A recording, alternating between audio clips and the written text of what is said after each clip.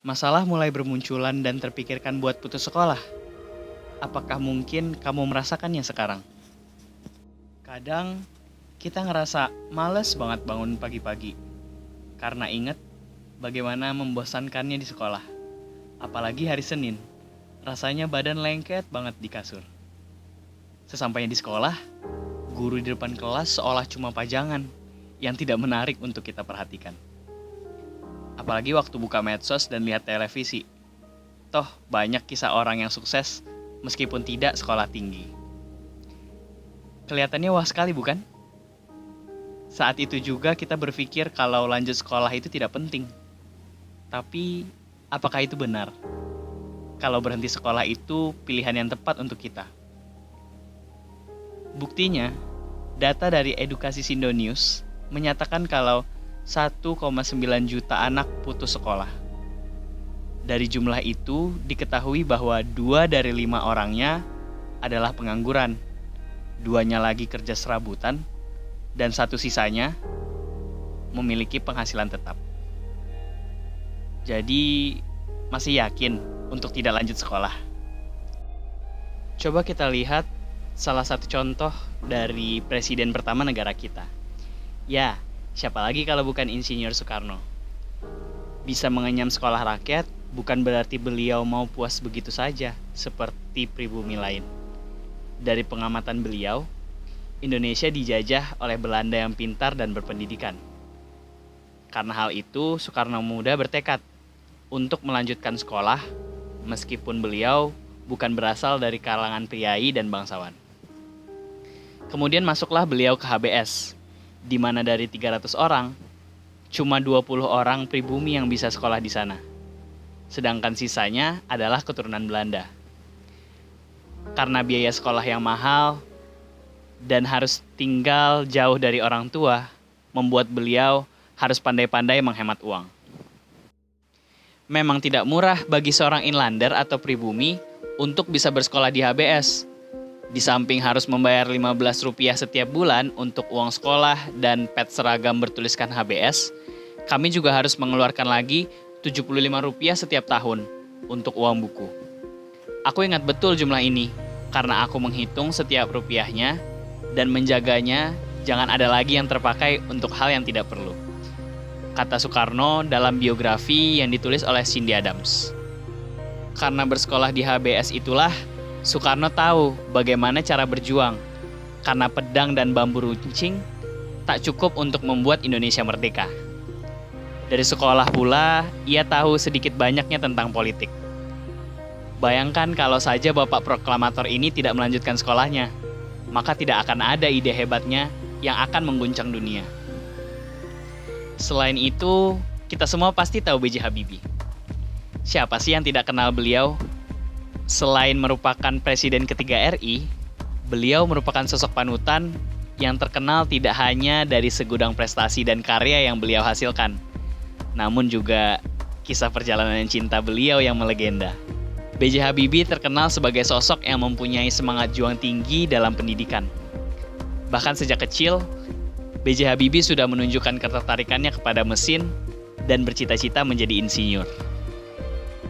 B.J. Habibie mengaku dapat berkuliah di kampus Rheinisch-Westfälische Technische Hochschule Aachen, Jerman, tanpa beasiswa dari negara maupun swasta.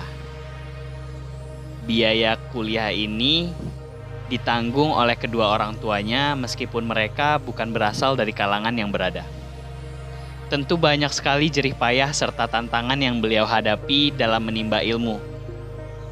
Salah satunya dimulai dari jalan kaki ke kampus demi menghemat biaya transportasi, hingga tinggal di Jerman dengan fasilitas seadanya.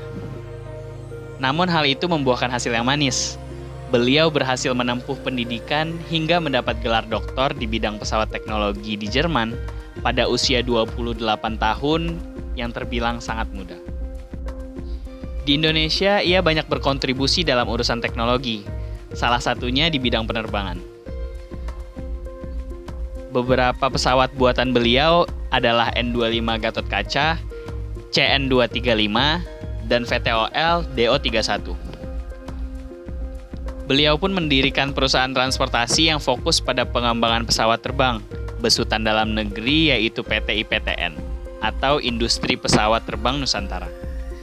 Karena komitmen dan tekad beliau untuk menjadi yang terbaik dan melebihi orang-orang di Jerman dalam hal pengetahuan, berhasil mendorong beliau hingga diakui kemampuannya oleh dunia. Sosok lain yaitu Maudy Ayunda, yang merupakan sosok anak muda yang sukses dalam dunia entertainment dan juga dalam bidang pendidikan. Hayo, siapa yang pernah dengar lagu Tiba-tiba Cinta Datang Kepadaku? Atau pernah nonton Perahu Kertas? Pasti tahu dong artis cantik yang satu ini. Selain jago nyanyi dan akting, Maudy mengaku hal yang disukainya sejak kecil yaitu belajar. Menurut Maudy, pendidikan mempengaruhi karakter seseorang. Sebab di sekolah, tak hanya ilmu pelajaran saja yang didapatkan, namun interaksi sosial dan mengenal cara berpikir seseorang juga akan membentuk kepribadian kita. Pendidikan itu amat bisa mengubah seseorang. Dalam pengalaman aku pindah-pindah sekolah dan juga mendapat guru yang berbeda-beda, membuat pola pikir kita juga beda, ujar Maudy. Ia juga mengatakan pendidikan bisa menjadi bekal untuk pemberdayaan perempuan sehingga bisa mandiri dari sisi ekonomi di tengah kemajuan zaman yang sangat pesat.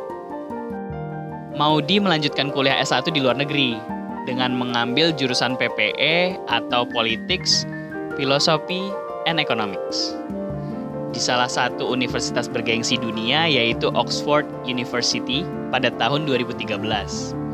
Selain itu, Maudy kerap aktif dalam menjadi pembicara di berbagai forum internasional.